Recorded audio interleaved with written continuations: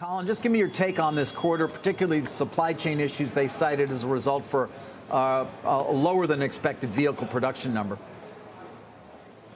Yeah, I mean, actually, the production number in the quarter was fairly in line. It's really Q1 was the issue, and it's actually really their guidance for the year. I think the quarter itself was okay, pretty much as expected, since we already kind of knew the deliveries and production. I think from an outlook perspective, production for the full year lower than expected. I think consensus was around 37,000 units. They're expecting only 25,000, and then also the losses are significantly worse. We're expecting on consensus around 3.3 billion in adjusted EBITDA losses, and they guided to, I think, 4.75. Really seeing here, obviously the production is ramping much slower. They're blaming a lot of their supply chain, but also, I mean, from the cost side, they're getting squeezed here by the massive spike we've seen on the battery supply chain raw materials. Things like nickel are very critical, and the price of nickel has pretty much gone vertical at this point. So what are your expectations? I mean, given that guidance you just cited from the company, does it feel realistic to you at this point, or are there so many moving parts that it's unclear exactly what they're actually going to be able to meet in terms of production for this year?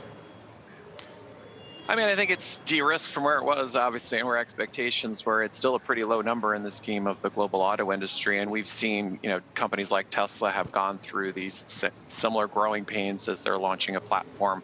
So to some degree, it's not too surprising. And I think some of what they say in terms of, struggling to get the semiconductor chips and allocation, it makes sense, as everyone is fighting for those chips, and some people have a lot bigger order books at this point. So I think that makes sense. I still think there's a lot of uncertainty for the stock. I mean, you have the sort of damage control after the pricing actions that they did and customer backlash. Seems like orders are okay, but still probably some repair needed there. And then, you have the uncertainty from the market as how they're going to manage these costs if they stick. We'll see how because their underlying battery costs are now significantly higher if spot prices hold. Yeah, I mean, Colin, and given the cost pressures, which of course apply across the industry, and Rivian's recent, effort to raise prices on their vehicles and then having to roll them back after a bit of a consumer backlash, does that tell us anything in general about price sensitivity among potential EV buyers, or is the fact that oil is that much more expensive mean that the cost of ownership equation still works for them?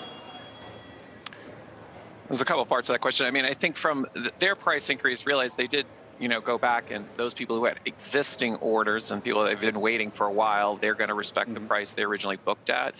Their orders did pick up after they made the price adjustment. I think for the kind of quality vehicle they're delivering, I think the price point actually does make sense, and they probably underpriced it from the beginning. And in fairness, the price increase does make sense in the context of the massive underlying cost increase that they're facing that they need to adjust for. So I think, on the pricing side, I think they'll be okay at this very high luxury price point, and customers seem to be still ordering it. The second part of your question was? Well, just in general, the price sensitivity of EV buyers. Yeah, well, actually, I mean, we see gas prices have spiked, and people see that pain at the pump.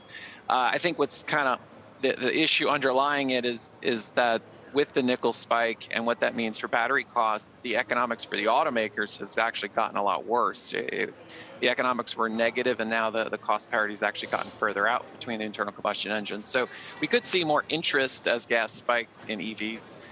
But for the automakers, I think the pain of selling them has actually just gotten a lot worse once these contracts on nickel and other raw materials that have also been up, like aluminum and cobalt, reset over the next year.